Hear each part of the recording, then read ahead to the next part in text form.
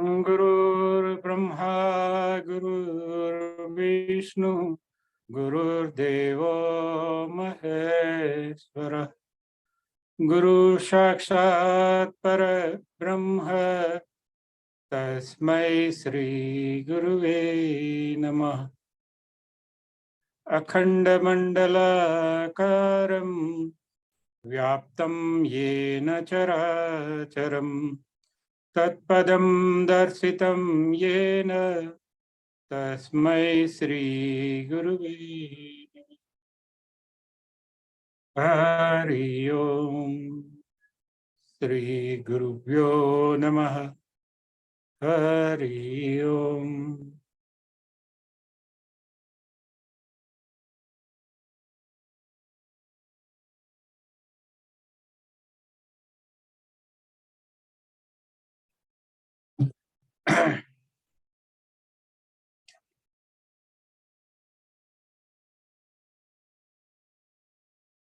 आज हम देखेंगे पार्ट 3 सत्य दर्शन के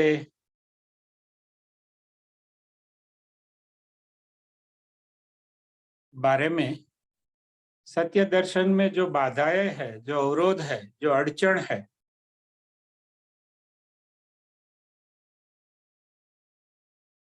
जो पर्दे है उसके बारे में। ये तीसरा भाग है। अगर आपने पहले 2 भाग नहीं देखे तो देख सकते हैं। वो YouTube पे उपलब्ध है।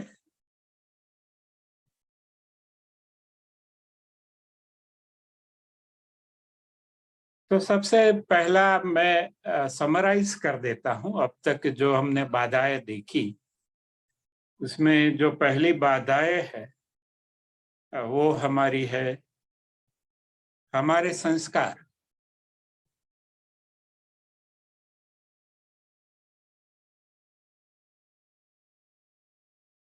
और उसके ऊपर से हमारी आती है संस्कृति।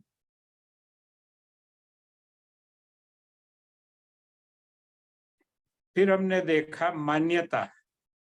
हमारी मान्यताएं होती है, विभिन्न समूहों की विभिन्न मान्यताएं होती है। और समूह के अंदर भी समूह बने हुए हैं। आप समझे, एक समूह बना तो उसके अंदर भी 2-4 समूह बनेंगे। फिर उसके कोई समूह है, उसके अंदर भी अलग अलग मत है। हर एक के अलग अलग मत होते हैं। तो हम कहेंगे मान्यता।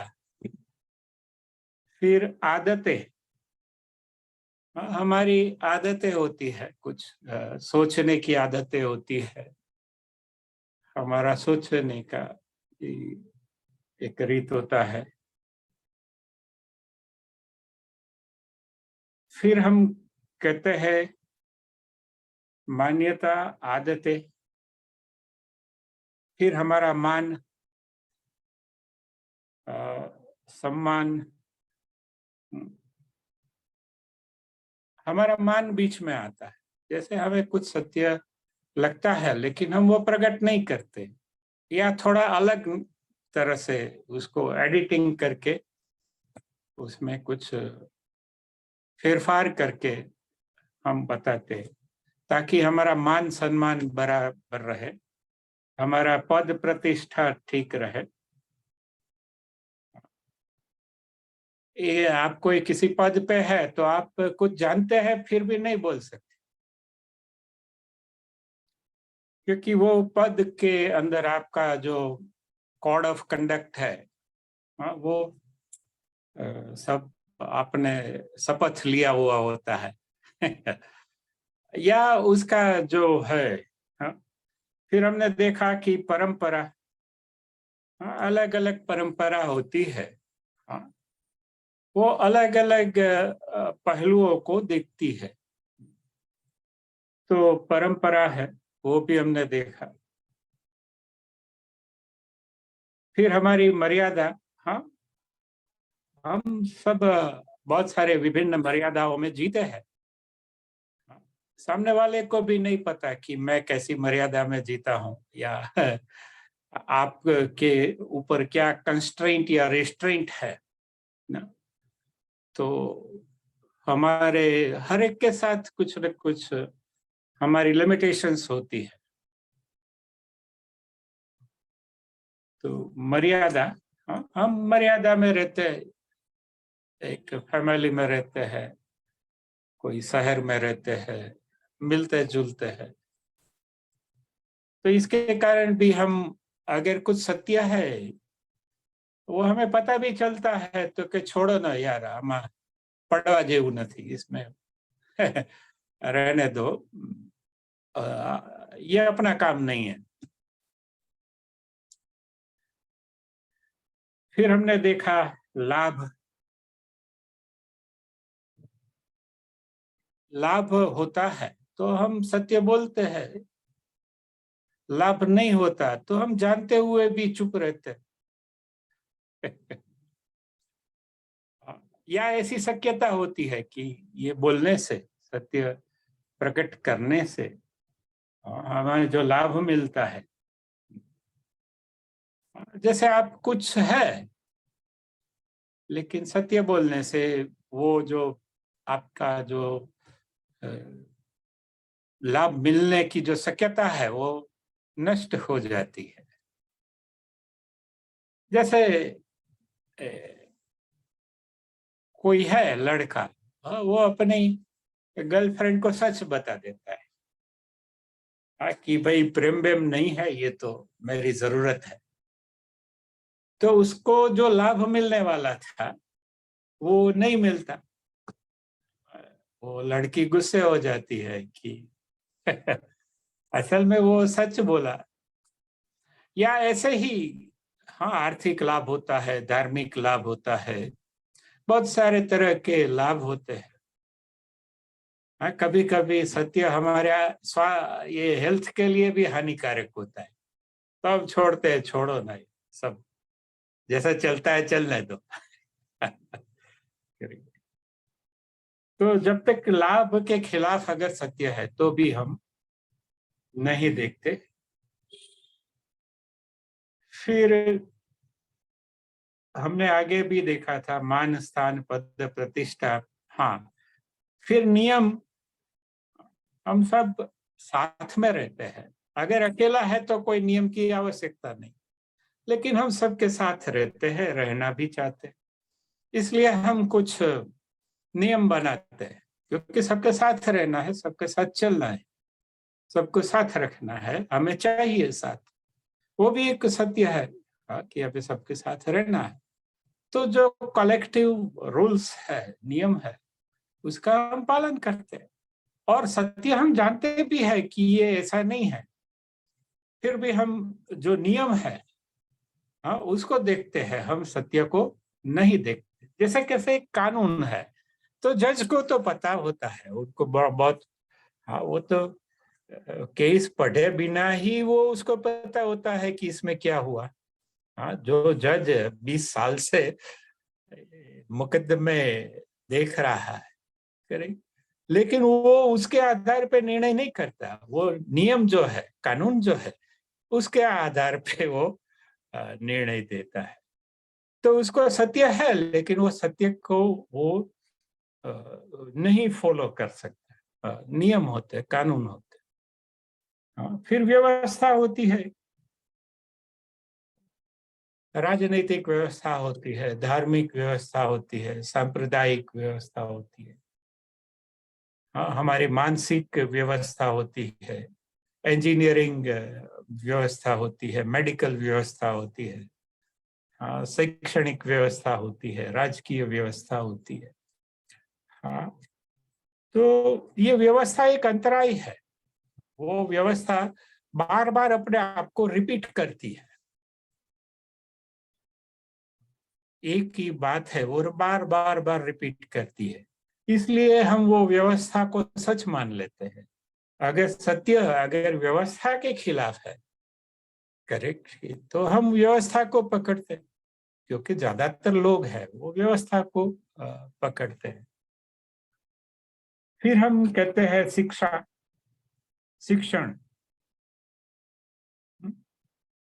हमारा जो पाठ्यक्रम है बहुत ही बड़ी बात है, बहुत ही बड़ी बात। हम एक छोटे बच्चे हैं, खेलते हैं, हमें कुछ दुनिया के बारे में पता ही नहीं। एक जैसे भीगी मिट्टी की तरह हमारा मन है, हमारा दिमाग है। हाँ, उसमें उस वक्त जो डाला जाता है,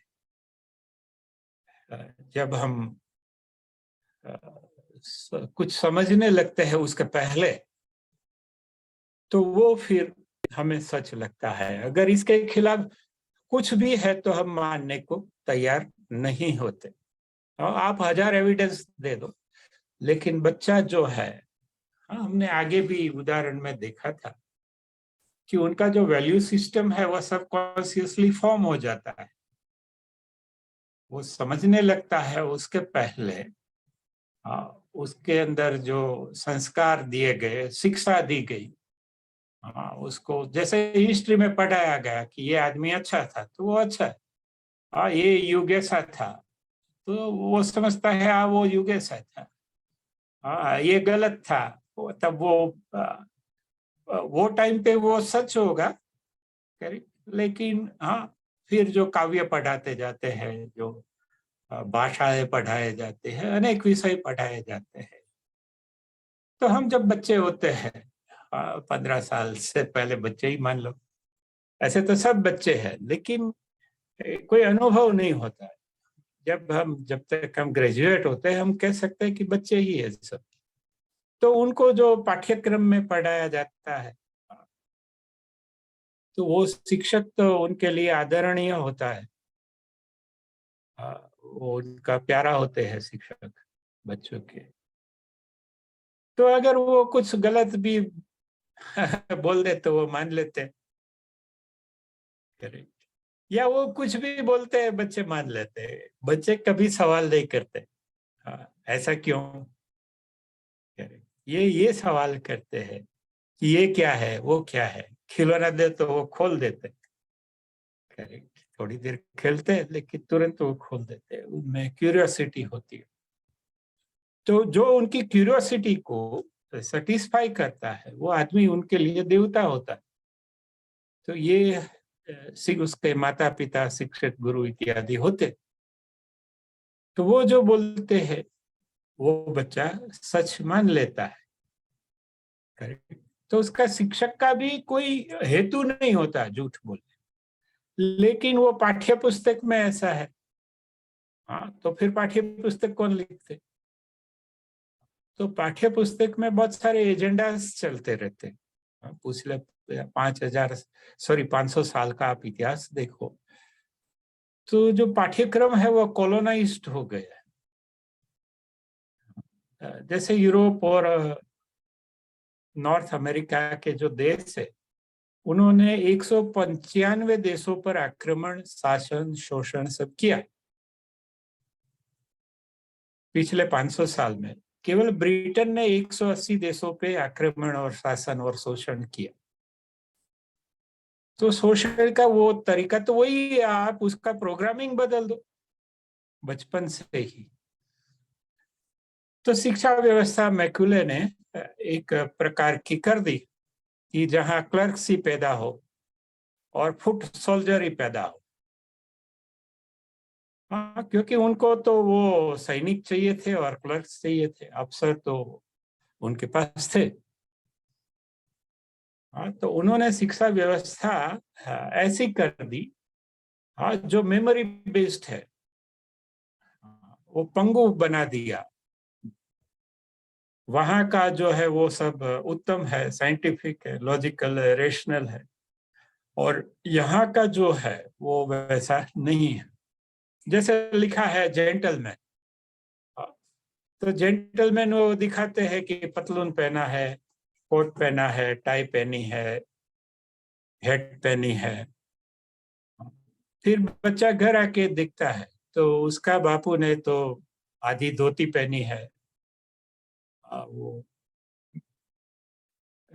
जो यहाँ का पहरवेश है वो पहना, टोपी पहनी, तो उसको लगता है कि मेरा बापू जेंटलमैन नहीं है। हाँ, जैसे हमें पढ़ाते हैं, एक तरफ चित्र है, जी फॉर जेंटलमैन, फिर ए फॉर एप्पल भी होता है, ए फॉर एस भी होता है, गधा। तो शिक्षक ने ए फॉर एप्पल किया, क्या किया? वो बहुत मायने रखता है।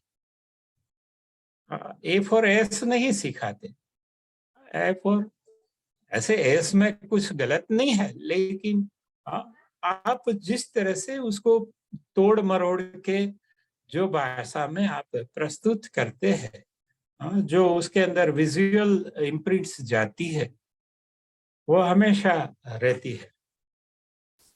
जैसे मेरे चाचा थे, मुझे रामकृष्ण मिशन में ले जाते थे, वो वहां के मंत्र दीक्षार्थी, तो वो जाते थे हफ्ते में 3-4 बार, मुझे भी ले जाते थे। तो मैं तो मंदिर में नहीं जाता, लाइब्रेरी में जाता था, कंपाउंड में खेलता था। स्वामी जी भी, कभी स्वामी जी ने बोला भी नहीं कि मंदिर में आओ, ऐसा कुछ। प्रसाद होते थे, पूजा होती थी, तो ऐसा कुछ फोर्स नहीं था, लेकिन वहां में एक तरह से पला बड़ा, ऐसा कह सकते हैं। जब भी चाचा को समय मिलता था, वो मुझे लेके जाते थे। तो वो जो इम्प्रिंट्स पड़ी, करेक्ट, वो जो छाप पड़ी, वो एक तरह से अमिट होती है ना, वो जल्दी से मिटती नहीं है। तो जो शिक्षा है, उस टाइम पे स्वामी जी थे, वो आत्मस्थानंद जी, वो तो अध्यक्ष भी हुए, लेकिन वो उन्होंने एक किताब मुझे दी थी, बाळको ना विवेकानंद से। वो छोटी सी किताब थी, चित्र बड़े थे और छोटी सी कहानी। तो मुझे वो किताब बहुत अच्छी लगी। तो आज भी मैं वो देखता हूँ। आज भी मुझे है कि वो विवेकानंद हुक्का पीते थे, छोटे थे तो क्यों हुक्का पीते थे? तो उस जमाने में जाति से, के हर एक जाति के लिए अलग अलग हुक्का रखते थे। तो उनके पिताजी बैरिस्टर थे, तो हर जाति के लोग आते थे ऑफिस में मिलने, तो हर एक जाति का अलग अलग है। तो उनके पापा ने बोला कि ये जाति का है, तो विवेकानंद ने बोला कि एक ही हुक्के से क्यों नहीं पी सकते? तो बोलते हैं, अगर वो एक जाति का व्यक्ति दूसरे जाति के हुक्के से पिए, धूम्रपान करेगा, तो उसकी जाति चली जाएगी। तो फिर विवेकानंद वो हुक्का पीते थे, तो उसके पापा ने पकड़ा कि भाई क्यों हुक्का पीते हो? तो बोलता है, देखता हूं कि मेरी जाति चली जाती है या नहीं। तो वो तो बच्चे थे, तो वो ऐसी चित्र वार्ताएं थी। तो चित्र वार्ता बारबी की भी हो सकती है, जेम्स बॉन्ड की भी हो सकती है, विवेकानंद भी हो सकती है, लेकिन आप उसको, बच्चे को क्या देते हैं, वो उसके सबकॉन्शियस में जाता है। जैसे बारबी डॉल है, वो दुनिया का भयंकर से भयंकर खिलौना है। इससे विकृत और इससे भयानक खिलौना एक भी नहीं है, क्योंकि बारबी डॉल है, उसको वो प्रपोर्शन में बनाया है, जिससे वो अपने शरीर को ऑब्जेक्टिफाई करती है, अपना शरीर को उसका वस्तुकरण करती है। और जो फिजियोलॉजिस्ट है शारीरिक विज्ञान के, वो बोलते भी है कि ये प्रोपोर्शन संभव ही नहीं है। स्त्रियों में ये जो प्रोपोर्शन है, ऐसी अगर कोई औरत होगी तो 4 कदम चल के गिर जाएगी। लेकिन वो जो प्रोपोर्शन है, वो कामुक है, करेक्ट।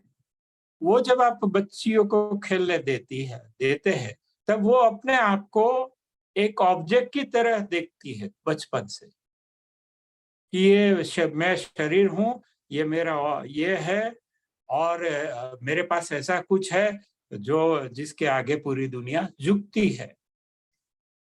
तो जब छोटी बच्चियों को ये बारबी डॉल लेके हम देते हैं, मेले में देते हैं, तब है पता ही नहीं होता। जैसे एक मीराबाई थी, करेक्ट। वो मेले में गई होगी तो उसको कृष्ण की मूर्ति दी तो मीराबाई बनी। ये सब लड़कियां जो आज प्रदर्शन कर रही है, करेक्ट, उनको बारबी डॉल दी गई थी तो वो अपने आप को, वो बचपन से ही वो है। हाँ, उनको ऑब्जेक्टिफाई किया गया है। टूके वस्त्र है, ये है, औरों को आकर्षित करना है। हाँ, औरों को अतृप्त करना है। और एक तरह का पावर प्ले है, गंदा पावर प्ले। इसलिए किसी मुस्लिम ने बोला था, और वो एकदम सच है, कि बारबी डॉल से भयानक खिलौना दुनिया में नहीं है। क्योंकि ये सब बच्चियां माता बनी तो फिर उनकी भी बच्चियां हुई, उनको भी उन्होंने वही डॉल दिया,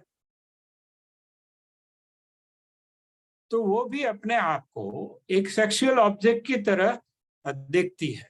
अभी वो इमेज जो बचपन से बन गया है, करे, इसलिए उनको पता है कि बाकी सबके ऊपर यही शारीरिक जादू अपना चला के अपनी मनमानी करने का, और इससे अपना पावर दुनिया पे छा जाने का। हाँ, आप देखेंगे हर जगह ना, छोटी छोटी बच्चियां हैं। अभी तो कई है वो माँ भी बन गई है, लेकिन वो सबको बारबी डॉल मिली थी, तो उनका दुर्भाग्य है। हाँ, या टीवी के पास बच्चों को छोड़ देते, माँ बाप बाहर जाते हैं तो बोलते ये देख, तो टीवी पे जो भी उसके दिमाग में जो भी बुलशिट डाला जाता है, क्योंकि वो बच्चा है वो तो देखता है। हाँ, वो तो चैनल भी अभी बदल सकता है। हाँ, माँ बाप ने तो वो कार्टून नेटवर्क करके दिया होगा, करेक्ट, लेकिन बच्चा तो बदलता है, उनकी क्यूरियोसिटी होती है। फिर टीवी वालों ने उसमें पेरेंट लॉक लगाए। हाँ, तो पेरेंट लॉक, पेरेंट को नहीं आता खोल बंद करना, बच्चों को आता है। हाँ, स्कूल में एक बच्चे को आता है, क्लास में वो सबको सिखा देते, देखो ऐसे पेरेंट लॉक खुल जाते। माँ बाप को पेरेंट लॉक लगाना नहीं आता डिवाइस में, करेक्ट। तो आमतौर पे हम देखते हैं कि ये तो इसमें क्या है, हाँ, बार भी डोल दिया। तो हम देखते हैं कि इससे जो माताएं हैं, हाँ, वो अपने आप को ऑब्जेक्टिफाई कर लेती है बचपन से ही। फिर उनके लड़के होते हैं और उनकी लड़कियां होती है, हाँ, उनको भी वो ऑब्जेक्टिफाई कर लेते हैं, उसका वस्तुकरण कर लेते हैं। हाँ, वो खुद अपना वह शरीर का एक आइटम की तरह, एक ऑब्जेक्ट की तरह प्रदर्शित करते हैं।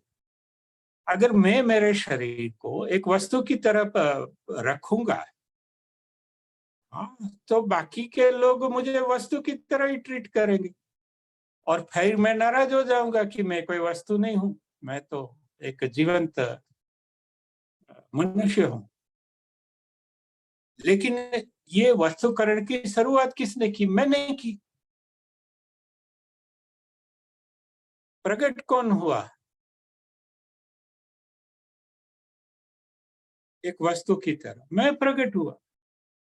तो मैं वस्तु की तरह अगर प्रकट हुआ तो सब मुझे वस्तु की तरह ट्रीट करेंगे, उसमें वो लोगों का किसी और का क्या दोष है?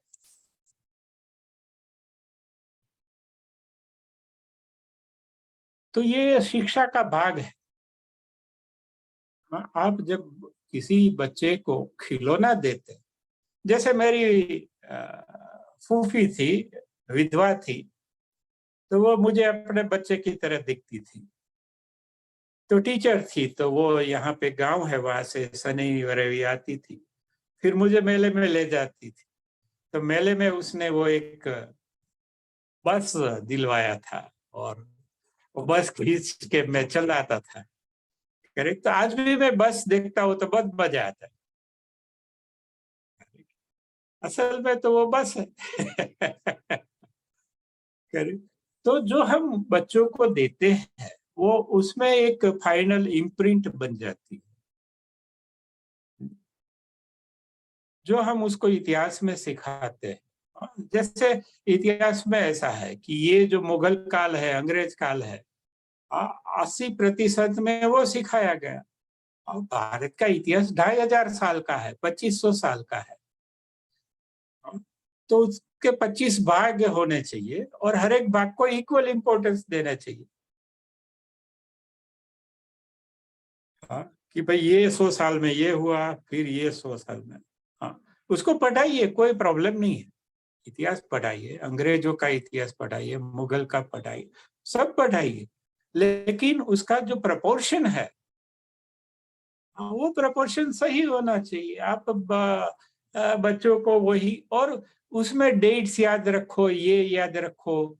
उससे अच्छा इसमें से सीखने को क्या मिलता है वो बताओ। कि ये प्लासी का युद्ध हुआ, करेक्ट, वो कब हुआ, कैसे हुआ, क्यों हुआ, वो ठीक है, वो करेक्ट, लेकिन इसमें से सीखना क्या है। हम एक मनुष्य के तौर पे हमें क्या सीखना है। जैसे 3000 साल में 5000 युद्ध हुए, क्यों हुए, तो बच्चे को बताना चाहिए कि मनुष्य जब अपने आप को एक वस्तु की तरह देखने लगता है, एक प्रतिमा की तरह देखने लगता है, तब पदार्थ को भी वही देखता है, दूसरे आदमी भी में भी वो वस्तु ही देखता है। जब मैं अपने आप को शरीर देखता हूँ, तब मुझे चारों तरफ शरीर ही दिखाई देंगे, देखे, और सब लोग भी मुझे एक भौतिक पदार्थ देख के का निर्णय करेंगे कि ये दांत में ये करता रहता है, ये सी दाढ़ी है, ऐसे बाल नहीं है, ये से कपड़े पहनता है। ठीक है, इनकार नहीं है, लेकिन इतना ही है, वैसा नहीं है। जब हम किसी व्यक्ति को जो तरह से दिखता है, देखते हैं, तो जो देखने का ढंग है, व्यक्ति को, वस्तुओं को, परिस्थितियों को, बाबतों को, मामलों को, विचारों को, वो शिक्षा तय करती है। जैसे हमें सिखाया गया कि ये राजा ऐसा था, ये रानी ऐसी थी, ये ऐसा था, और गलत नहीं होता, लेकिन वो प्रोपोर्शनेट नहीं होता है। कोई एक हिस्से को हम ज्यादा महत्व दे देते हैं, ज्यादा अच्छा बना देते हैं।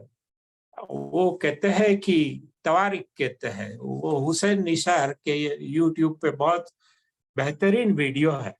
क्योंकि इतिहास क्यों इम्पोर्टेंट है, देखो, अगर आपको आपके वालिद ने, आपके पिताजी ने इतिहास गलत बता दिया, तो आपका पूरा भविष्य नष्ट होगा, क्योंकि जो हुआ उसमें तोड़ मरोड़ के बता दिया, तो आपका जो आने वाली नस्लें है वो सब फंसेगी।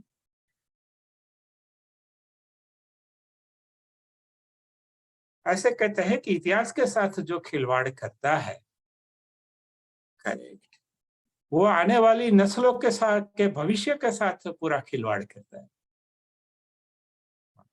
If you have distorted history, अगर आपने इतिहास के साथ कुछ गड़बड़ किया, हाँ, तो करोड़ों लोगों के वर्तमान और करोड़ों लोगों के भविष्य के साथ आप खिलवाड़ कर रहे हैं। और इतिहासकार ने तो लिख दिया, उसकी मजबूरी थी, क्योंकि जिसने भी इतिहास लिखा और जहां से भी इतिहास आया, वो इतिहासकार, वो राजा या बादशाह या उसके नौकर थे, तो वो कैसे उसके खिलाफ लिख सकते। तो वो राजा के बारे में, बादशाह के बारे में, या वो अपने अपने तरीके से सब डिस्टोर्शन, विरूपण, एडिटिंग करके वो डालते हैं, क्योंकि उनको तो भी फैमिली होगा, उनको भी तनख्वाह चाहिए। राजा बर्खास्त कर देगा अगर कुछ सच वो लिखने गया तो। हाँ, तो वो टाइम में जो इतिहासकार थे, वो तो मुलाजिम थे, नौकर थे राजा के। तो वो कोई स्वतंत्र नहीं है, निष्पक्ष नहीं रह सकते। उनकी रोजी रोटी, उसकी जीवन व्यवस्था, उनके बाल बच्चे, पत्नी, कुटुंब सब राजा की कृपा पे आधारित थे। तो वो इतिहास लिखेंगे, वो कैसे सच होगा? तो वही इतिहास में से रेफरेंसेस लेते हैं, और वो भी सिलेक्टिव। हाँ, उनको जो पॉलिटिकल या सोशल जो एजेंडा होता है करीब, उसके आधार पे सब डिस्टोर्शन चलता है, चला है, भारत में चला है। ये तुर्की से पूर्व में जितने भी देश है, वहां पे सब कॉलोनियाइज हो गया है माइंड, क्योंकि पाठ्यक्रम कॉलोनाइज हो गए। क्यों पाठ्यक्रम कॉलोनाइज हो गए? क्योंकि उनका शासन था। यूरोप और नॉर्थ अमेरिका के लोगों का बाकी दुनिया पे शासन था, तो उन्होंने वो ट्विक कर दिया वहां का जो नेटिव एजुकेशन। हाँ, फिर वो नाइजीरिया का हो, युगांडा का हो, ये सिंगापुर का हो, चाइना के किसी प्रांत का हो, जापान का हो, सब कॉलोनाइज हो गए। और जब आप शिक्षा को, पाठ्यक्रम को आप कॉलोनाइज कर देते हैं, हाँ, तब उनका मन और बुद्धि भी कॉलोनाइज हो गए।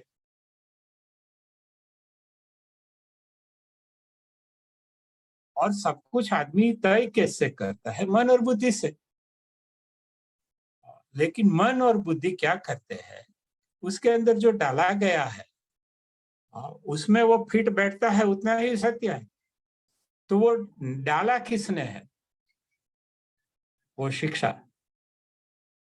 वो जो पावर्स थे, राजकीय पावर्स, शक्तियां थी, आर्थिक शक्तियां थी, वो डालती थी, और आज भी डालती है।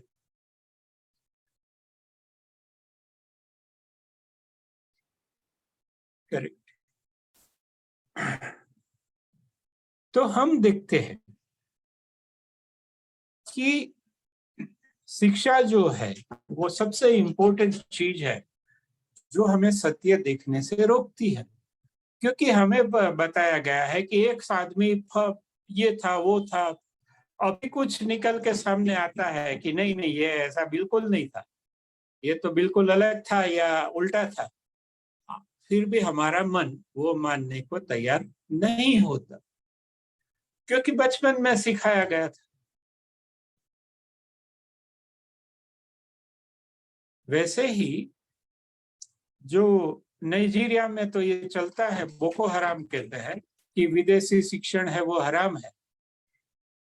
वो बहुत सारे स्कूलों को बंद करवाते हैं, या जो अंग्रेजी सिखाते हैं उसको मार डालते हैं। बोको हराम। क्योंकि अगर प्रोग्रामिंग गलत कर दिया, और देखो ये वेस्टर्न है, वो भय के आधार पे खड़ा है, उसका संस्कृति। और बहुत सारे पाठ्यक्रम है वो भय के आधार पे लिखे हैं। हाँ, जैसे छोटे बच्चे को माँ बोलती है डोंट टॉक टू स्ट्रेंजर्स, ऐसे बहुत सारे पोस्टर मिलेंगे, आप गूगल करेंगे। हाँ, जो अनजान है उससे बात मत कर, वो छोटे बच्चे को सिखाती है बचपन से। इसलिए बच्चा कुछ बोलता तो नहीं, लेकिन बच्चा को ये फीलिंग आ जाती है कि जो जिसे मैं नहीं जानता वो शैतान है, राक्षस है। तो ये जो उनके दिमाग में बैठ गया है बचपन से, वो कभी नहीं जाता। और उनका जो पूरा चरित्र है, उनका जो पूरा विचारधारा है, उनका जो लॉजिक, रेशनैलिटी, सभी का आधार ये वही होता है, द फियर ऑफ अननोन।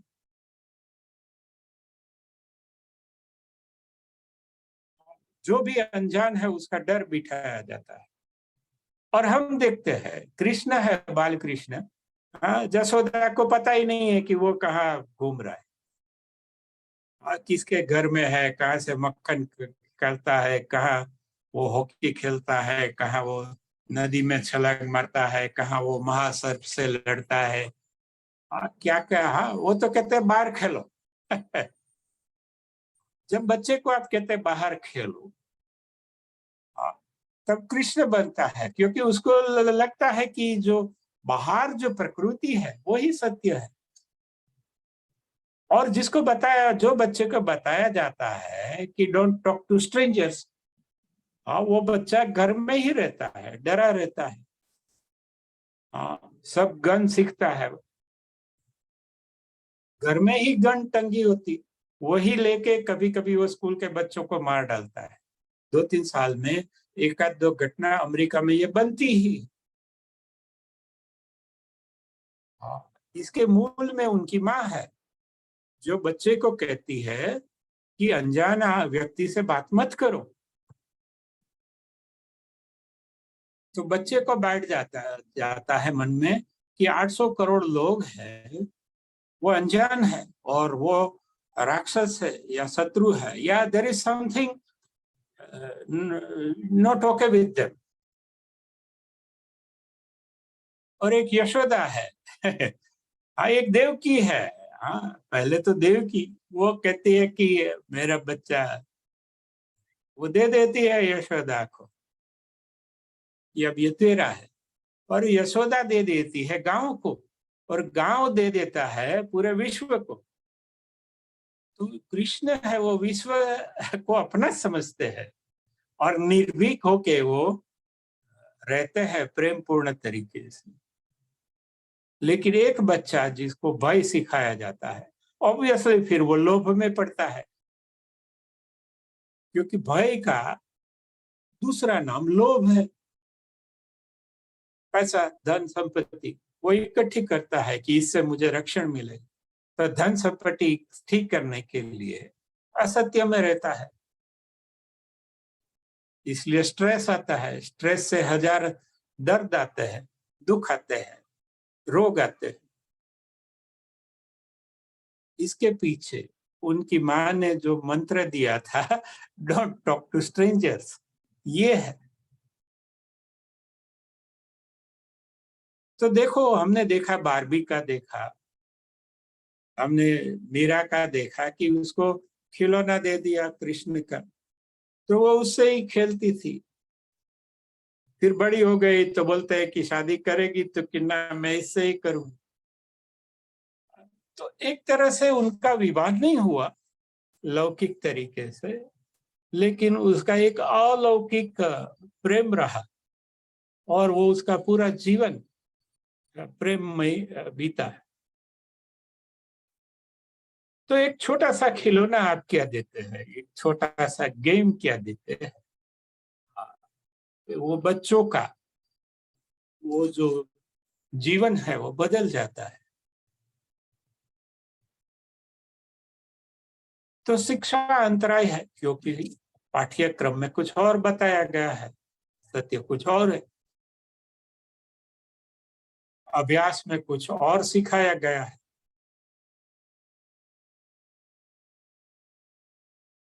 लेकिन हकीकत, सत्य कुछ और है। हाँ, जैसे WC आया, ये संडास घर में आ गई, तो अभी हमें फर्टिलाइजर इंपोर्ट करना पड़ता है हजारों करोड़ का। पहले हम बाहर जाते थे, हाँ, तो फर्टिलाइजर भी छोड़ के आते थे, और उसमें बीज भी रहते थे। हमने अगर कुछ फ्रूट खाया है तो उसके बीज भी होते थे, तो वृक्षारोपण का खर्चा भी बच जाता था। सुबह मॉर्निंग वॉक भी हो जाता था, फिर साथ में कोई दोस्त है तो गप्पेबाजी भी हो जाती थी। सुबह सुबह में थोड़ा माइंड एक दूसरे को अपनी बातें बता के हम हल्के फूल हो जाते। तो ये जो WC आया घर में, वाटर क्लोजेट, उसके हजारों गैर फायदे हैं, लेकिन हमें फायदे ही सिखाए जाते। असल में उसमें ऑर्गेनिक मैटर वेस्ट होता है।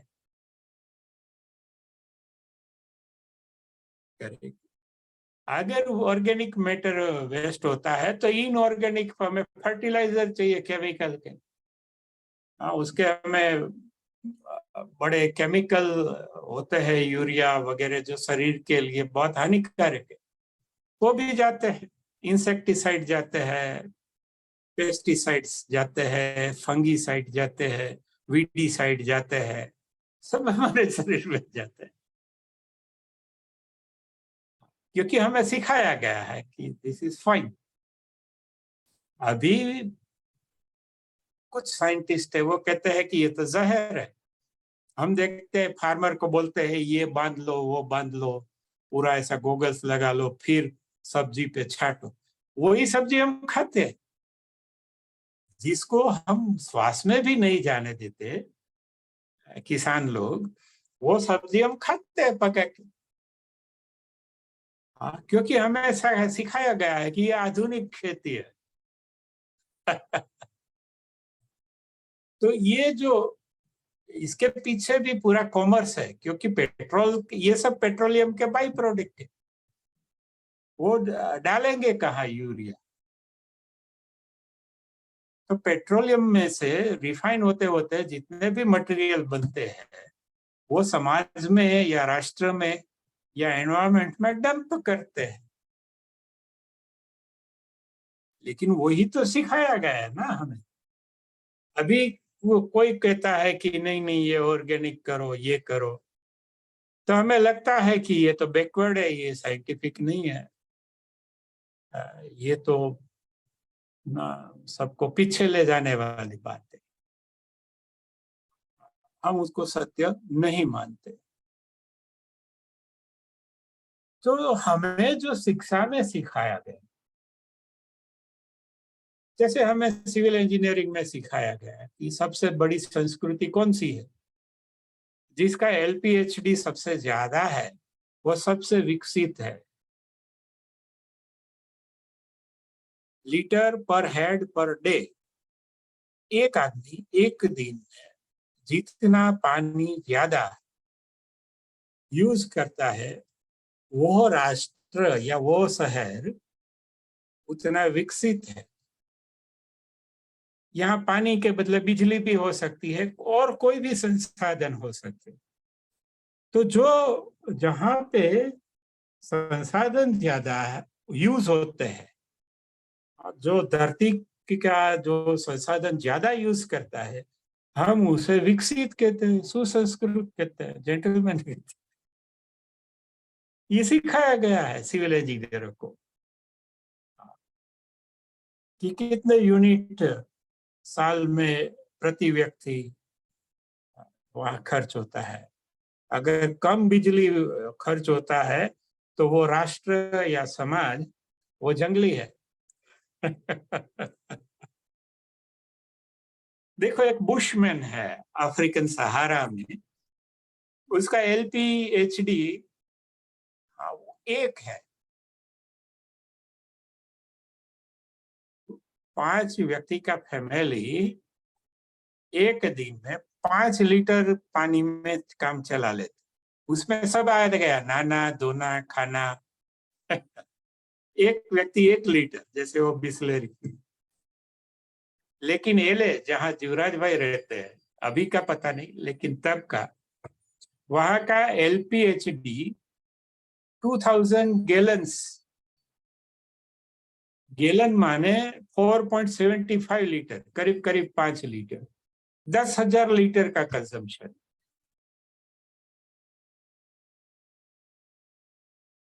तो 10,000 बुशमैन जितना पानी यूज करते हैं, इतना ही लॉस एंजलिस का एक एवरेज सिटीजन यूज करता है। और हमारा बच्चा अगर एले गया, तो हम कॉलर ऐसा करके घूमते हैं कि देखो, हमने प्रगति कर दी, विकास कर दी। अगर हमारी बच्चा वो भी बुशमैन के साथ रहने लगे, तो हम कहते हैं कि देखो, जिंदगी बर्बाद कर रहा है। वो धरती के लिए मसीहा है बुशमैन।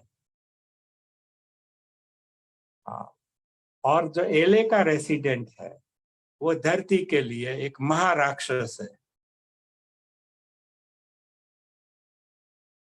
यही अगर स्टैंडर्ड, कंजम्पशन स्टैंडर्ड, अगर ह्यूमन डेवलपमेंट के साथ जोड़ दिए, तो फिर रामकृष्ण परमहंस है, उसका उसका विकास शून्य हो जाएगा, सोक्रेटिस का विकास शून्य हो जाएगा, ईसा मसीह शून्य हो जाएगा। हमारे जो संत महात्मा है वो भी बिल्कुल जंगली आ जाए। वो कहते हैं कि इससे जितना कम पानी यूज करते हैं उतना आदमी जंगली है। तो हमारे संत महात्मा है वो, आप अगर सिंपल है तो आप सुसंस्कृत जेंटलमैन नहीं रहेंगे। तो ऐसे गलत स्टैंडर्ड क्रिएट किए गए हैं, इतना ही नहीं उसको पाठ्यक्रम में डाल दिया गया है। आज से नहीं, मैं पढ़ता था तब से। करेक्ट। और जब सिविल इंजीनियर भी यही मानते हैं, जब सिविल इंजीनियर का ये हालत है तो बाकी कॉमन पीपल का क्या हालत होगा। एक गलत स्टैंडर्ड अगर एक इंजीनियर भी अडॉप्ट कर लेता है तो कॉमन पीपल की तो हैसियत ही नहीं है इतना सोचने की, और हैसियत है और अगर ऐसा करने जाएगा तो लोग उसको ऐसे छोड़ देंगे उसके हाल पे। बहुत सारे उदाहरण मैं दे सकता हूँ, क्योंकि शिक्षा गलत है, क्योंकि शिक्षा का रचयिता गलत है, उसकी भाषा गलत है। हाँ, वो अंग्रेज की भाषा है। जब आप कोई भाषा को इस्तेमाल, भाषा से सीखते हो तो वो भाषा की सोच भी चली आती है, उसकी संस्कृति भी चली आती है, और उसकी साइकोलॉजी भी भाषा के साथ चली आती है।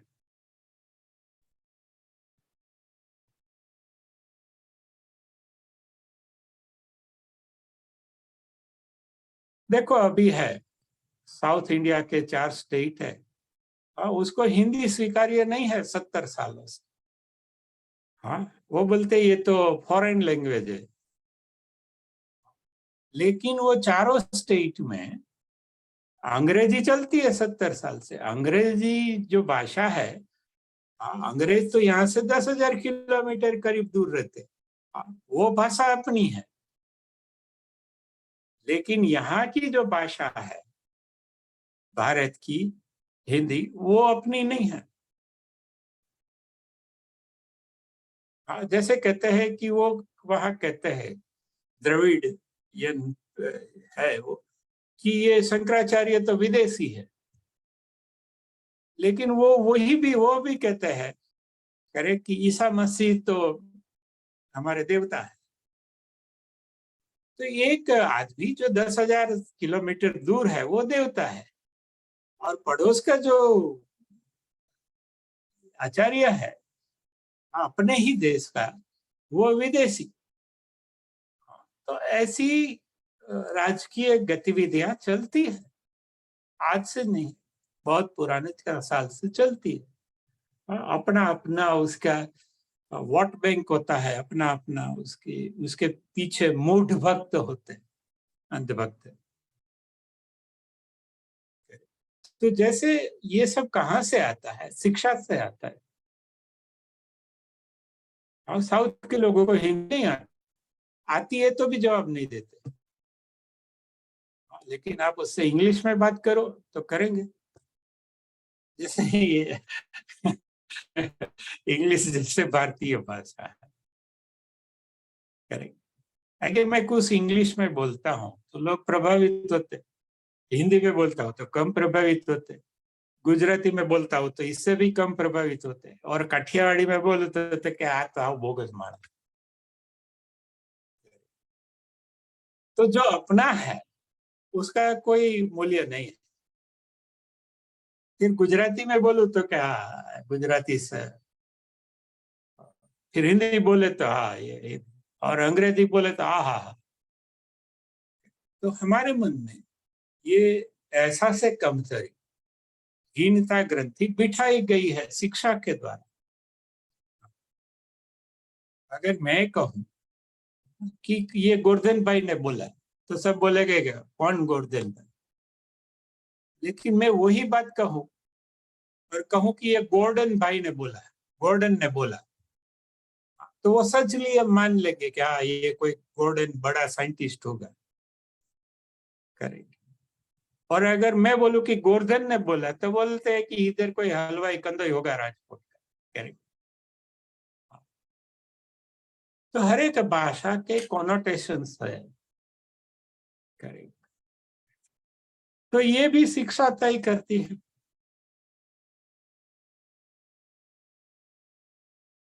और इतना मजाक उड़ाते थे यहाँ पे गुजराती मीडियम के लिए।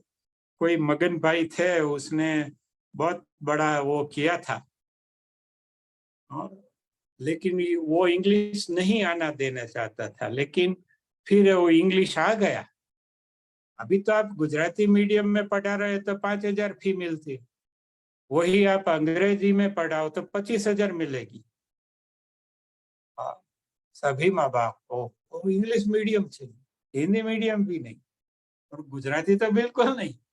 उसको लगता है कि गुजराती में सब इडियट ही पैदा हो, या मराठी में या कन्नड़ में, लोकल भाषा में अगर कोई पढ़ा, जैसे उसको केमिस्ट्री के बदले फिजिक्स पढ़ा देंगे, ऐसा नहीं।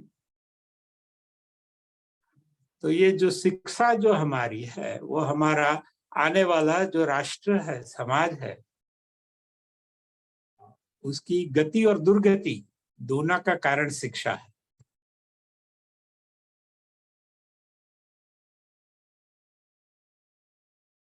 इसलिए हमारी शिक्षा ऐसी होनी चाहिए, कहीं भी कोई भी प्रदेश की, ऐसा नहीं है कि भारत की, या सभी जगह बच्चों की शिक्षा ऐसी होनी चाहिए कि this earth is a very beautiful place. These people, by and large, they are all very nice, great people. You are also great, they are also great. Correct.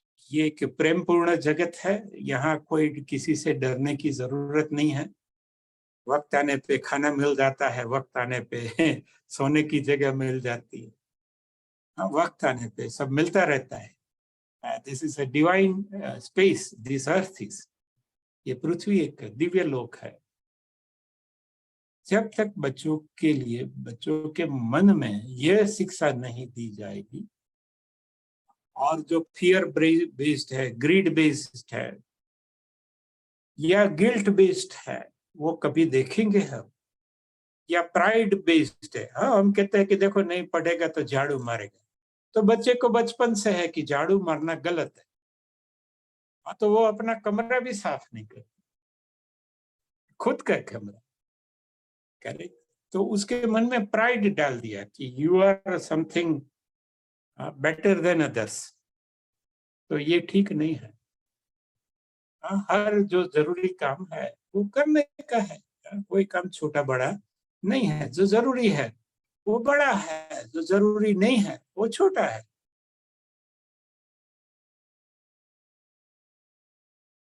तो इसके लिए आपको जो चिल्ड्रन SSY है वो सीखना है, जो करेक्ट सूत्र है और जो करेक्ट पद्धति है।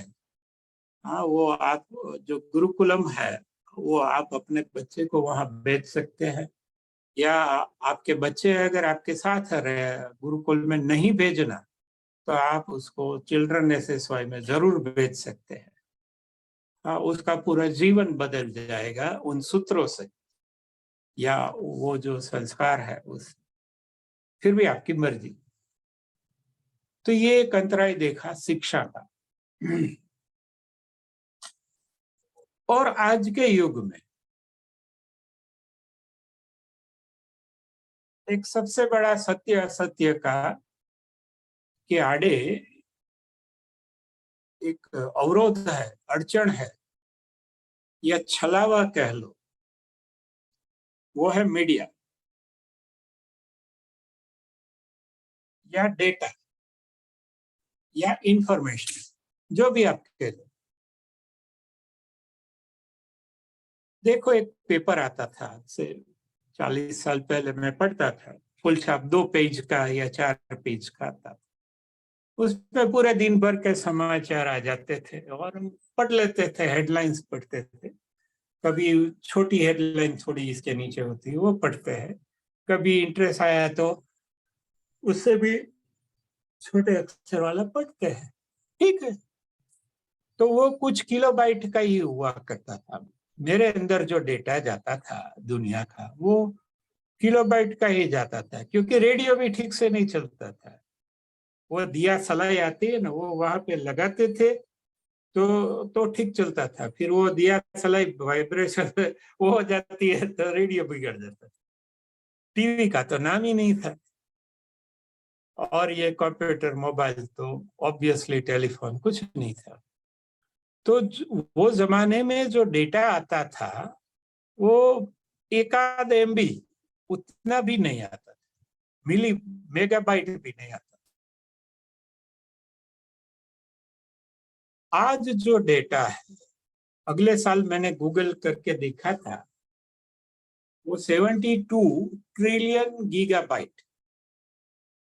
ट्रिलियन माने 12 जीरो અને गीगा माने 9 जीरो।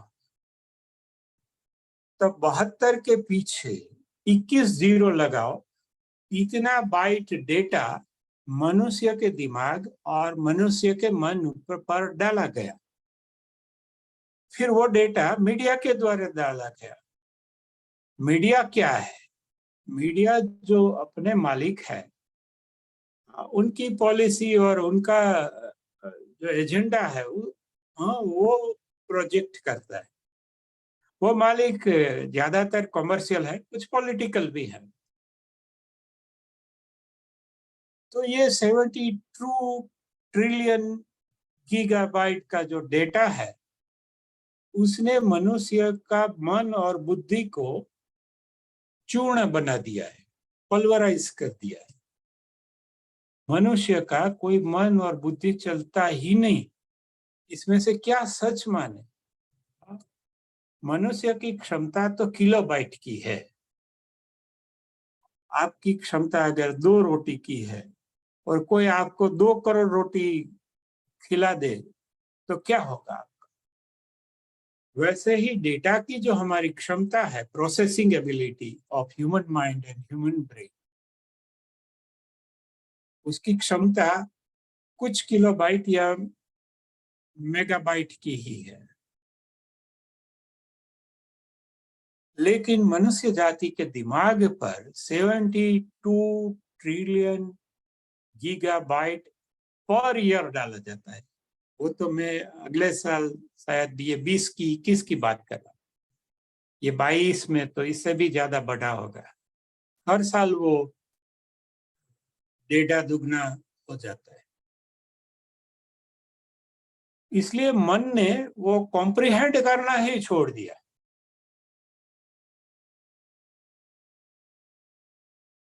बुद्धि ने वो कॉम्प्रिहेंड करना ही छोड़ दिया। अभी मन जीरो हो गया, बुद्धि जो जीरो हो गई, तो बाकी क्या बचा? अनुकरण। दूसरे जो करते वही ये करता जाता है, उसके पीछे 100, 100 के पीछे 1000। एक कार ले आता है तो दूसरा कार ले आता है, तीसरा उससे बड़ी कार लेता है, चौथा उससे बड़ी कार लेता है। लेकिन क्यों जाना है, कहाँ जाना है, जाने की क्या जरूरत है? घर पे बैठे क्या वो काम नहीं हो सकते? ये कोई सोचता ही नहीं। हाँ, क्योंकि वो गुमराह करने के लिए ये डेटा डाला जाता है। ऐसा नहीं है कि डालने वालों को पता नहीं है कि ये डेटा से मनुष्य जाति गुमराह होगी, लेकिन गुमराह ही तो रखना है।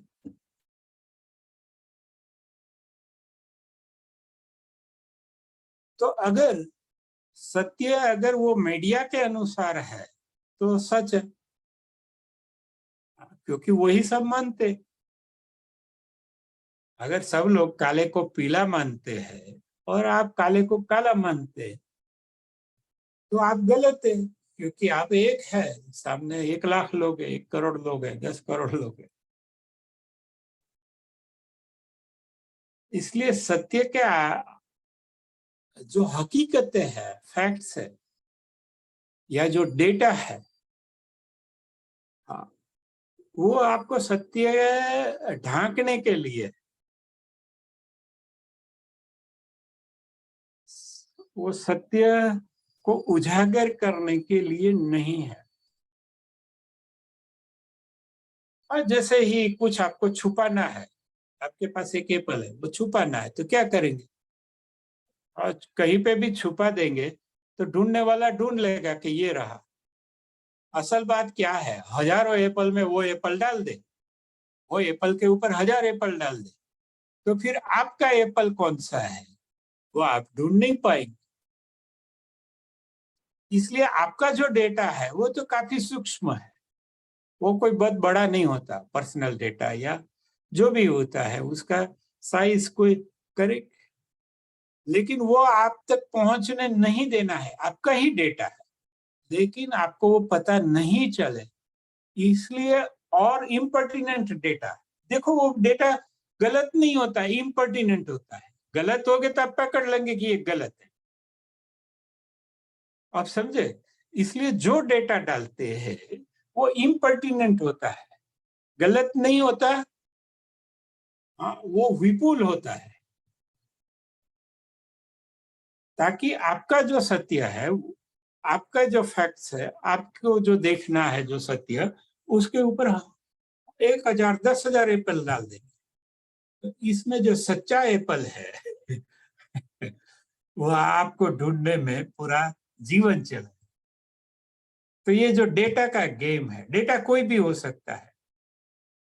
हाँ, वो कोई भाषा हो सकती है, लिपि हो सकती है, ऑडियो हो सकता है, ये वीडियो है वो हो सकता है, क्लिप हो सकती है, अखबार हो सकता है, मैगजीन हो सकता है, यूट्यूब चैनल्स हो सकती है। क्योंकि अंततः तो डेटा मीन्स 1 और 0, वो एक सिग्नल ही है। सभी चीजें 1 और 0 में परिवर्तित होती है, और जो रिसीवर है वो 1 और 0 को फिर से वो सिग्नल में परिवर्तित करते हैं। इसलिए ऑडियो है, वीडियो है, जो भी हमारी सेंसिस से अंदर जाता है, करेक्ट, वो सब डेटा ही है। आंख से जाता है, कान से जाता है, जो भी अंदर जाता है वो डेटा है। इवन हम जब चल के जाते हैं तभी भी तो डेटा है कि सामने से कार आ रही, वो ठीक है, जरूरी है, हम टकरा ना जाए।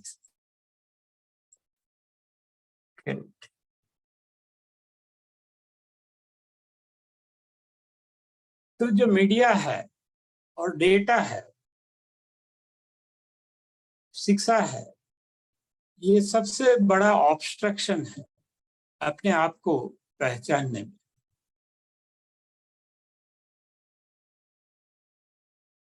ना फिर वो आकर्षक होते। मीडिया है, आप देखो, जो कामों का औरतें होती है, निर्दोष बच्चे होते हैं, उसका सब वो एडवर्टाइजमेंट में मिसयूज होता है।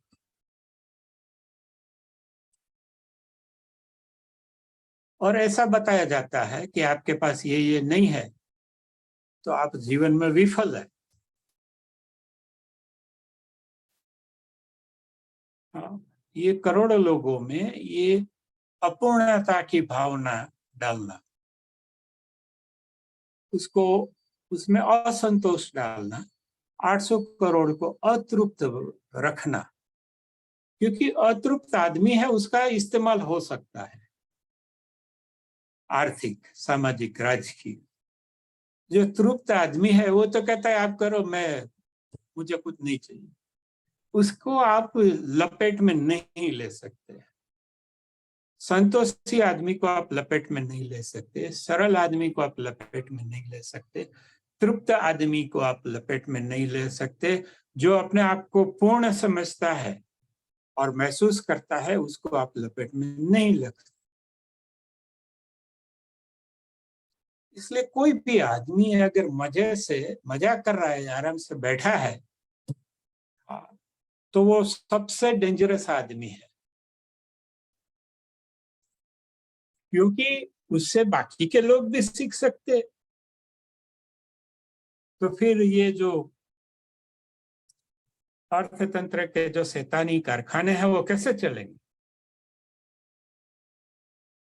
पॉलिटिक्स कैसे होगा कि नहीं नहीं भाई, हम तो व्यवस्था से खुश है, तू भी खुश रहे, हम भी खुश। तो ऐसा आदमी ना उसका कोई राजकीय उपयोग हो सकता है, ना उसका कोई आर्थिक उपयोग हो सकता है, ना उसका कोई सामाजिक उपयोग हो सकता है। बीवी बोलती है चलो शादी में जाते हैं, तो बोलता है ना ना तू जयाओ ना, हूँ ले आ चांदलो लखाई दे, करे चंदा लिखा देना।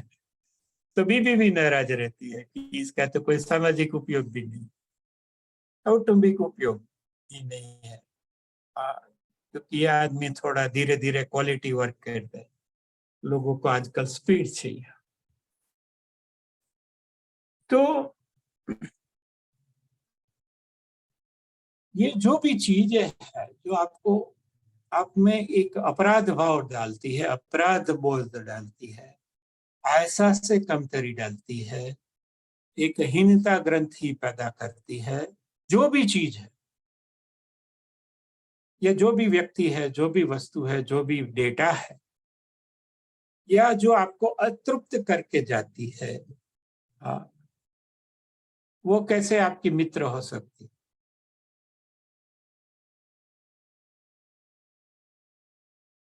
अगर ये वीडियो देखने के बाद इसमें से कुछ भी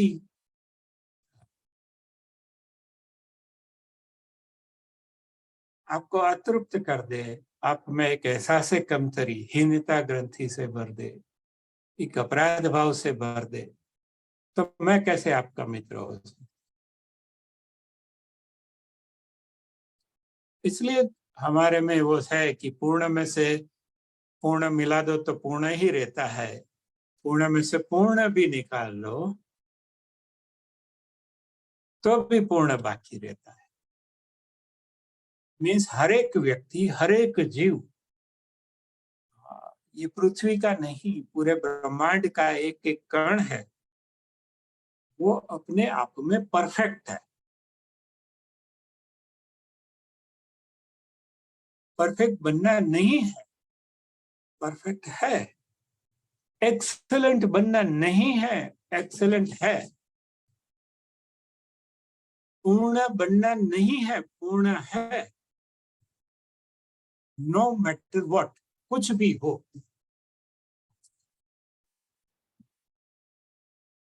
ऐसी कोई परिस्थिति नहीं है जो पूर्ण नहीं है, ऐसा कोई व्यक्ति नहीं है जो पूर्ण नहीं है, ऐसी कोई वस्तु, व्यक्ति, परि, ऐसी कोई सोच नहीं है जो पूर्ण नहीं है। यहाँ सब कुछ पूर्ण है। तो आपको क्या करना है? कुछ नहीं करना है।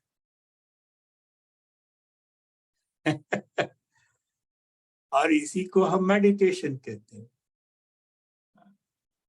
कि मैं भी पूर्ण हूँ, आप भी पूर्ण है, वो भाई भी पूर्ण है, वो बहन भी पूर्ण है, सब कुछ ओके है, बराबर। जैसा भी है, ऐसा नहीं कि ऐसा होगा, ऐसा है। इसलिए हमारे चिल्ड्रन एसएसवाई के जो सूत्र है वो हर एक व्यक्ति को 10,000 बार लिखना चाहिए, और 10,000 बार नहीं है तो एटलीस्ट दिन में 1-2 बार याद कर लेना चाहिए।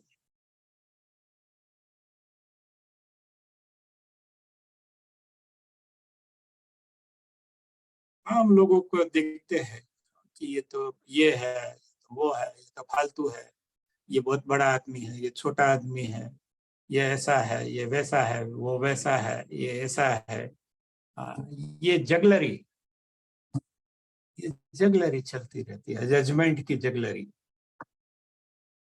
तो हमें नॉन जजमेंट में रहना है। जब आप लव एंड नॉन जजमेंट में है तो आप ऑटोमेटिकली सत्य में है, और जब आप सत्य में होते हैं तब ऑटोमेटिकली आप लव एंड नॉन जजमेंट में है।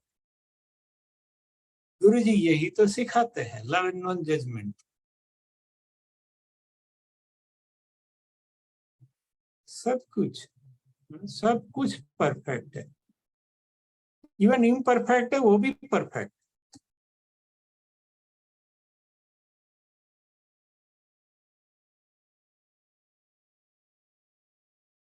लेकिन इसके लिए आपको एक प्रचंड इंटेलिजेंस चाहिए, आपकी बुद्धि प्रज्ञा ऐसी होनी चाहिए जो हमारी शिक्षा हम तक हमसे छुपाए रखती है। क्योंकि ये यूरोपियन भाषा है, विदेशी भाषा है, विदेशी शिक्षण है, विदेशी इतिहास लिखा है, विदेश से सब करिकुलम तय होते हैं, टेक्स्ट बुक प्रमाण पत्र विदेश से आते हैं, पढ़ाई अभी तो विदेश में होती है। तो वो जब यहाँ आएंगे तो वो तो कहने के लिए भारतीय होंगे या मनुष्य होंगे। Basically they are all European savages, barbarians. आप यूरोप का हिस्ट्री देख ले, तो वो बारबेरिज्म और सेवेजरी के सिवा और कुछ है नहीं। क्योंकि मैं इतिहास का विद्यार्थी रहा हूं बहुत साल, अभी भी हूं, तो मैं देख पाता हूं कि 2500 साल में जो संस्कृतियां थी, जो नेटिव लोग थे, जो एक वैविध्य था, एक खूबसूरती थी, एक डाइवर्सिटी थी, वैरायटी थी, फ्लेवर थी, वो नष्ट कर दी। जो यूरोप और नॉर्थ अमेरिका से जो लोग आए, नष्ट तो नहीं हुआ लेकिन ढक दिया। मैंने कहा कि आपके पास एप्पल है, वो उस तक आप न पहुंचे तो क्या करेंगे? 10,000 एप्पल डाल देंगे, अभी ढूंढो आपका। तो ये डेटा है वो काफी इविल है, सवेज है, डॉक्टर्ड है, एडिटेड है, और इसके आधार पे हमारे मन में एक चित्र बनता है। नैरेटिव कहते हैं उसका, हिंदी मैंने देखा आख्यान। एक हमारे मन में नैरेटिव बनता है, एक हमारा दृष्टिकोण बनता है, एक हमारी विचारधारा बनती है, और उससे ही सब कुछ बनता है, विचारधारा से, नैरेटिव से। तो ये जो नैरेटिव है उसका मेन मकसद है वो सत्य को आप तक पहुंचने न देना। सत्य तो आपके अंदर ही है, लेकिन आपको बाहर उलझाए रखना, फैक्ट्स में, डेटा में, लॉजिक में, रैशनैलिटी में। कभी हम देखेंगे रैशनैलिटी पे, लॉजिक पे करेंगे। तो ये सब डाइवर्जेंस है, और ये आपको मिसगाइड, मिसलीड करने के सब तौर तरीके हैं। ठीक है, हम रहते हैं लोगों के साथ, तो जल कमलवत रहने का। क्योंकि मीडिया का काम उल्टा भी है, वो शिकार को बताते हैं कि ये शिकारी है, और शिकारी को ऐसा बताते हैं कि ये शिकार है। तो मीडिया आपसे जो भी कहना चाहे वो मान ले, लेकिन नेक्स्ट मोमेंट उसका उल्टा कर दे, वो सत्य है। जैसे मीडिया मुझे कहेगा कि ये विपुल भाई बोगस है, तो मुझे मान लेने का बिल्कुल बोगस है, तो बात खत्म। लेकिन मन में पता होना चाहिए कि विपुल भाई ऑथेंटिक है। नहीं तो मीडिया को क्या पड़ी है वो विपुल भाई को बोगस बोलने की। डेटा, आप डेटा का काम आपको गुमराह करना है। जितना ज्यादा डेटा उतने आप ज्यादा गुमराह होंगे। डेटा का काम या फैक्ट्स का काम ट्रूथ को छुपाने का है, उसको उजागर करने का नहीं है। ये एक आधुनिक विश्व की, सांप्रत विश्व की, ये है। एक जमाना था जब डेटा का काम जागृति का था। जैसे गैलीलियो कुछ लिखता था ना, साइंटिस्ट बड़े बड़े थे, वो लिखते थे, लेकिन उसका काम सत्य का था। अभी जो डेटा आ रहा है टीवी पे देखते हैं, नेट पे बच्चे सो जाए फिर देखते हैं, उसका काम आपको गुमराह करना, आपको भय, लोभ, अतृप्ति, असंतोष, हाँ, उसमें फंसाए रखने का। तो ये एक अड़चन है, एक बहुत बड़ा अवरोध है धरती के सामने।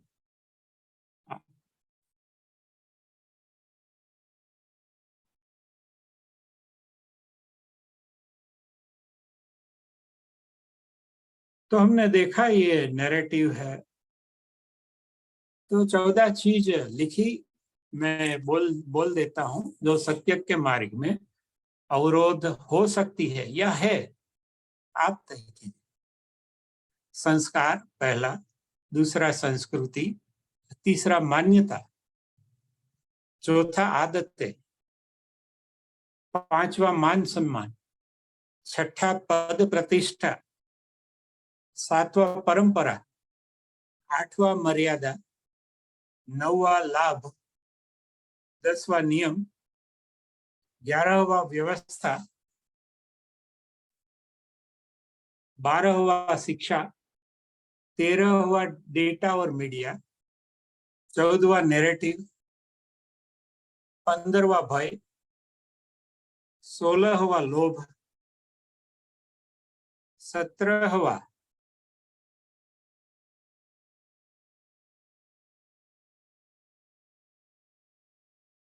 गिल्ट, अपराध भाव। हमने ऐसा कुछ किया ही होता है जो हमें मन में पछतावा होता है आज भी, या ऐसा नहीं भी किया होता है उसका भी पछतावा, या गिल्ट होता है कि यार ये मैंने कैसा कर दिया, ऐसा नहीं करना चाहिए, गिल्ट। ये भी सत्य के मार्ग में बहुत बड़ा अवरोध है, बहुत बड़ा, बहुत बहुत बहुत बड़ा। और 18वां है भय, लोभ, गिल्ट, प्राइड। जैसे आप कोई शोरूम में जाते हो मर्सिडीज के, हाँ, तो जैसे आप राजा हो वैसे आपका वो गर्व बढ़ाते हैं, आओ आओ विपुल भाई। और जो बिल्कुल बिन जरूरी कार है आपके लिए, जो दिन में 10-20 मिनट भी नहीं चलने वाली है औसतन, वैसी कार आपको गुजराती में के भटकाई दे। तो ये 18 चक्कर है जो एक पर्दे कह सकते हैं, या एक अवरोध है, अड़चन है, असुविधा है सत्य को, सत्य और हमारे बीच। हाँ, बाहर नहीं है, हमारे अंदर ही है, लेकिन हमारे अंदर के सत्य और हम जो खुद अपनी को मानते हैं, वो दोनों के बीच ये 18 अवरोध है। तो आप लिख सकते हैं ये हर एक के बारे में। आप अपने नोटबुक में जो सत्य है वो लिख सकते हैं। हाँ, कि कैसे मेरे के अंदर प्राइड है, मेरे अंदर क्या क्या गिल्ट है, हाँ, मेरे अंदर क्या क्या लोभ है, मेरे अंदर क्या क्या भय है। होता ही, जैसे मेरे को भय है, हाँ, आप जब भय को देख लेंगे, हाँ, तब तक भय भय बना रहे, नहीं देखेंगे तब तक। जब आप देख लेंगे कि ये है, घुटना दुखता है तो दुखता है, तो क्या, करेक्ट। तो जैसे दांत में कैविटी है है वो कोई अपूर्णता नहीं है, लोगों को लगती है कि ये अपूर्णता है, ऐसा नहीं है। हाँ, वो देखा था हमने, एक भूल गया, आकांक्षा, महत्वाकांक्षा। हाँ, हमारे भीतर हम बोले न बोले महत्वाकांक्षा होती है, ये बन जाए वो बन जाए, ऐसा कर दे वैसा कर दे, बचपन से होती है। ठीक है, लेकिन थोड़ा उसमें देख भी सकते हैं कि ये है, और कबूल कर ले। हाँ है, देखेंगे फिर भगवान की दया होगी, महत्वाकांक्षा नहीं रहेगी। हाँ, ये सब होगा, कोई बात नहीं, वो भगवान ने डाला है, भगवान की इच्छा से गिल्ट है, भगवान की इच्छा से भय है, भगवान की इच्छा से महत्वाकांक्षा है, इम्परफेक्शंस है, करेंगे। और उसकी, वो जब हटाना चाहेगा हट जाएगा, कम करना चाहेगा कम हो जाएगा।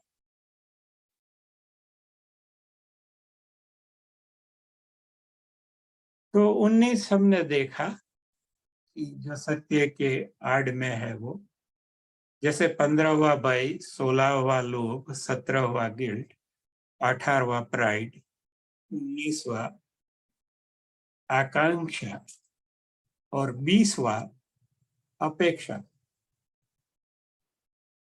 हाँ, हमारे अंदर एक अपेक्षा है, जैसे हमने लिखा है कि दुनिया ऐसी ऐसी होनी चाहिए, तो वो अपेक्षा है कि विपुल भाई ऐसे होना चाहिए, दक्षेश भाई ऐसा होना चाहिए, ऐसा बैठना चाहिए। हाँ, वो अपेक्षा होती है कि टीचर को ये ऐसा होना चाहिए, तिलक लगाना चाहिए, माला लगानी चाहिए, दाढ़ी बढ़ानी चाहिए, कुछ कला रंग के वस्त्र पहनना चाहिए, भगवान का नाम लेना चाहिए। हाँ, तो ये सब हमारी अपेक्षाएं है। वो अपेक्षाएं पूरी नहीं होती तो लोगों को मजा नहीं आता। फिर हर एक के बारे में अपेक्षा होती है, अपने पुत्रों के बारे में होती है, पत्नी के बारे में होती है, पति के बारे में होती है, भाई बहन, रिश्तेदार, मित्र, शिक्षक, गुरु, सबको हम हमारी अपेक्षा में बांधते हैं। ये ऐसा होना चाहिए, ये ऐसा नहीं होना चाहिए, ये ऐसा क्यों है? तो इसके पीछे हमारी अपेक्षा है कि ऐसा होना चाहिए, ऐसा नहीं होना चाहिए। लेकिन ये जो अपेक्षा है कि ऐसा होना चाहिए, ऐसा नहीं होना चाहिए, ऐसा कुछ नहीं है, ये जान लेना, ये भी एक बड़ा सत्य है। એવું કઈ નથી કે આવું હોવું જોઈએ કે આવું ન હોવું જોઈએ. આપણે અપેક્ષા રાખી શકું કે અહીંયા વરસાદ ન પડવો જોઈએ, ગારો ન હોવો જોઈએ, સ્કૂટરમાં પેટ્રોલ હોવું જોઈએ, वो अपेक्षा है। लेकिन वैसा नहीं भी हो सकते, नीचे जाओ चाबी लगाओ तो नहीं होगा पेट्रोल, हो सकता है कभी कभी, कभी कभी टायर में हवा नहीं होती। कल मैं गया था तो याद आया चलते चलते कि वो चाय तो अभी गैस पे उबल रही है, तो फिर दौड़े वापिस आया स्कूटर पे और वो गैस बंद किया। हाँ, तो मेरे मन में ऐसा था कि ये बंद होना चाहिए, ऐसी भूल नहीं होनी चाहिए, लेकिन है, हो गई, 2-3 बार तपेली जल गई। फिर पत्नी गुस्से हो, उसके पहले मैं बोलता हूँ तुम मने खखड़ावी ना, जो આવું થઈ ગયું, फिर वो हंसती है, तमने હું खखड़ाया करे।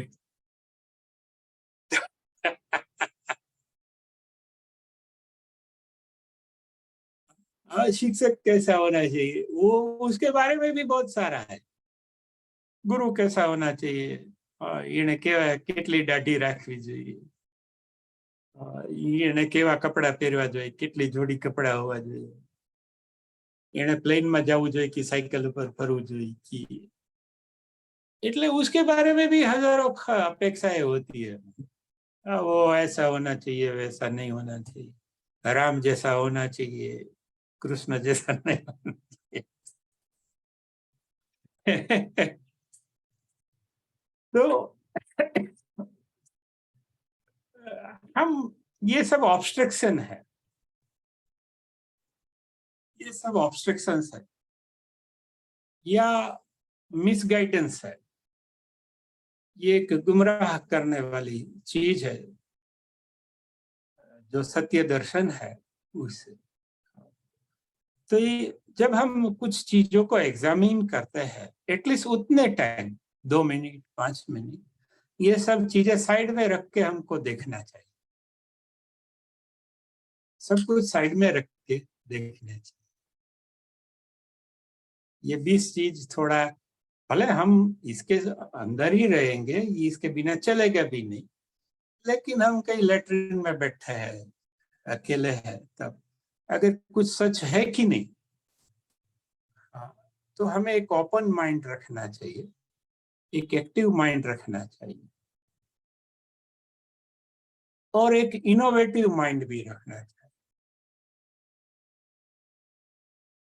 हाँ, हम सिखाते हैं, ये हमारी जो तालीम है उसमें ये तीनों आते हैं। How to keep an open mind to new ideas, new thoughts, new facts, anything new। हमारे शास्त्र भी कहते हैं कि परमात्मा नित्य नूतन है, वो हर पल नया है, हर पल, हर रोज नहीं, हर पल वो नूतन मीन्स मॉडर्न है। इसलिए आज अगर परमात्मा आएगा तो वो शायद जींस पहन के आएगा, पता नहीं क्योंकि वो तो हमारे शास्त्र कहते हैं कि वो तो नित्य नूतन है, हर रोज वो नया है, लेकिन हमारी जो सोच है वो पुरानी है। परमात्मा नित्य नूतन।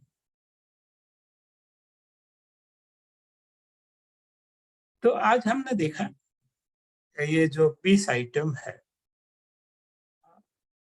उसके द्वारा हम कुछ चीजें सत्य है, अगर इसके अनुसार है तो हम कहते हैं सत्य है, इसके अनुसार नहीं है तो हम कहते हैं असत्य है। सिंपल। इसलिए सत्य और असत्य हम सीधा नहीं परख,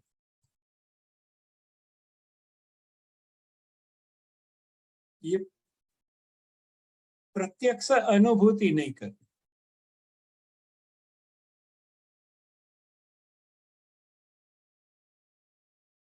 परोक्ष अनुभूति करते हैं। सत्य को हम सीधा नहीं जानते, ये दलालों के माध्यम, ये 20 दलाल है, उनके वो जो अगर ठीक हो गया तो बोलेगा ठीक है।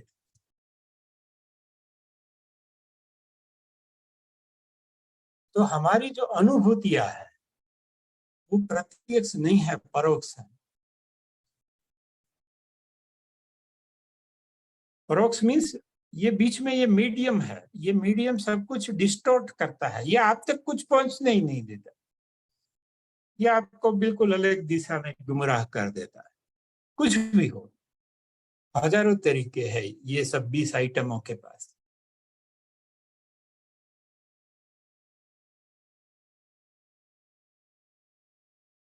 तो जो सत्य है वो एक अनुभूति है,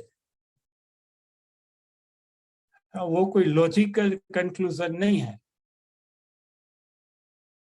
या कोई रेशनल कंक्लूजन भी नहीं है, या उसको रेशनलिटी, वो एक अनुभूति है। आप बगीचे में जाते हैं तो मजा आ जाए, तो ये एक अनुभूति है।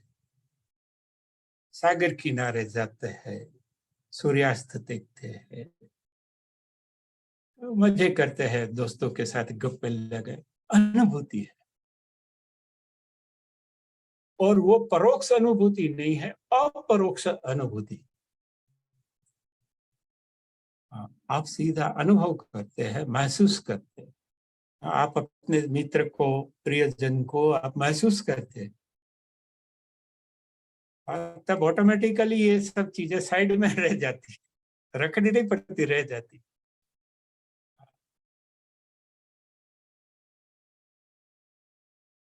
तो एक गुजराती में किताब है अपरोक्ष अनुभूति, आपको मिल जाएगी, शायद अहमदाबाद में मिलती है, यहाँ भी शायद मिलेगी कि पता नहीं। वो जिसको सत्य में रस है वो, और जो गुजराती जानते हैं वो वो पढ़ सकते हैं। असल में ईश्वर और सत्य और जीवन तीनों एक ही है।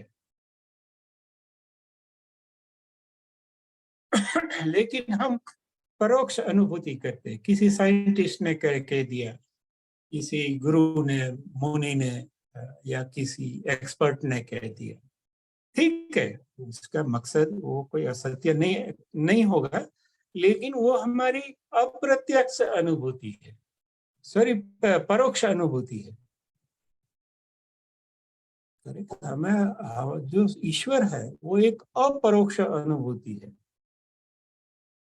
सत्य भी एक अपरोक्ष अनुभूति है, और जीवन है वो भी अपरोक्ष अनुभूति है।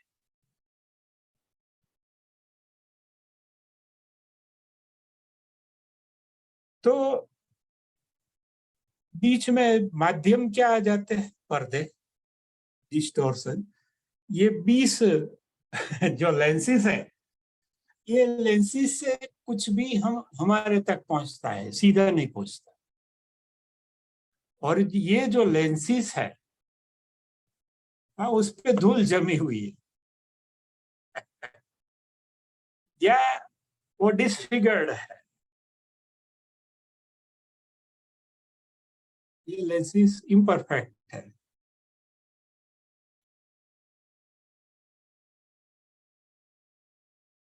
तो ये थोड़ी देर, ऐसे तो हम इसके बिना रह नहीं सकते, लेकिन ये जितना हम मिनिमाइज कर सके, मिनिमाइज तो कर ही सकते,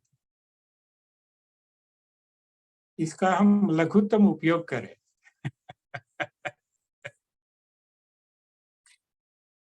तो मजा आएगा, आनंद में रहेंगे, सत्य में रहेंगे।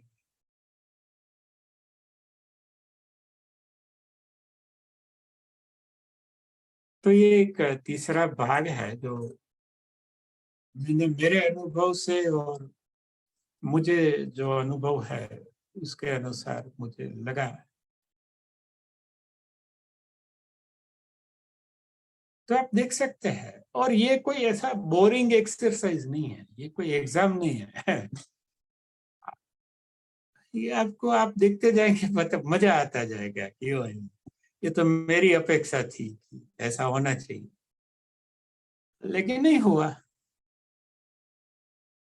हाँ, तो ये सब जो मैटर है वो लाफ्टर की है, हास्य की है। ये जो 20 है, ये ये जो 20 आइटम है, it belongs to comedy and laughter. ये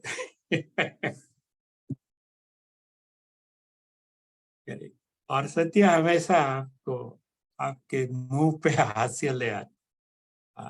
ये जरा भी बोरिंग नहीं, आप देखते जाएंगे दुनिया, खुद को देखते जाएंगे, बच्चों को देखेंगे, टीवी पे, अखबार में, सब जैसे जैसे दुनिया को देखते जाएंगे और इसमें ढूंढते जाएंगे सत्य क्या है, उतना आपको मजा आते जाए, लाइफ बिकम्स लाइटर।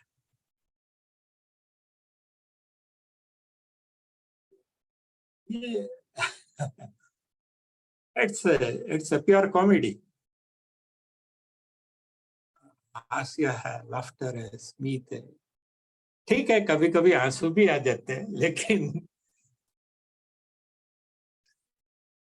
ये ट्रेजर हंट है, जैसे खजाने की शोध पे हम निकलते हैं, हाँ, वैसे हमारा जीवन सत्य की एक खोज है।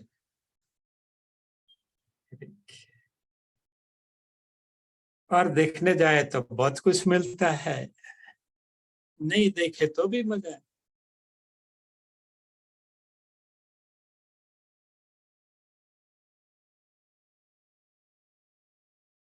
तो अगर आपको सत्य में रस है, तो फिर से ये जो हमारी SSY तालीम है, 10-12 जितनी भी है, वो बेसिकली ये सत्य साधना ही है।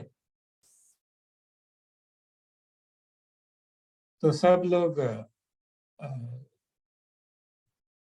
किसी भी SSY टीचर का या योग शिक्षक का या कोई भी महान शिक्षक का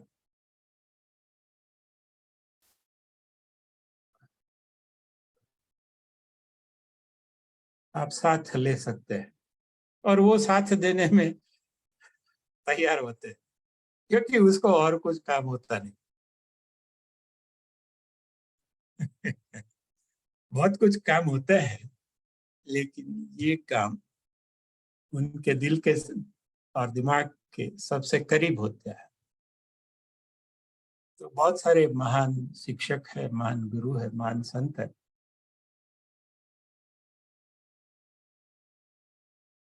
आपको जितना रुचि है, जितनी क्षमता है, उससे बहुत अधिक है इधर। तो आप अपनी रुचि को पहचानिए और आपकी क्षमता को पहचानिए, और उसके अनुसार आप हंसी खुशी, ये एक है ट्रेजर हंट है, सत्य के खजाने की खोज। वो आप कर सकते हैं, ऐसा नहीं है कि करना चाहिए, कर सकते हैं। और इसको फिलोसॉफी भी कहते हैं कुछ लोग। यही ट्रेजर हंट का नाम फिलोसॉफी है। तो उसके बारे में कभी अलग से हम देखेंगे।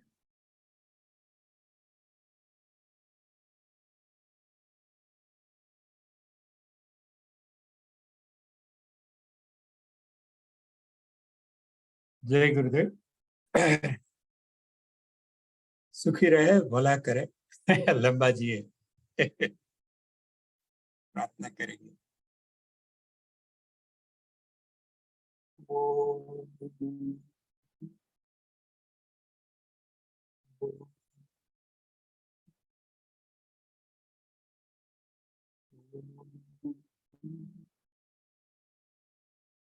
असतो मा सद्गमय, तमसो मा ज्योतिर्गमय, मृत्योर्मा अमृतं गमय।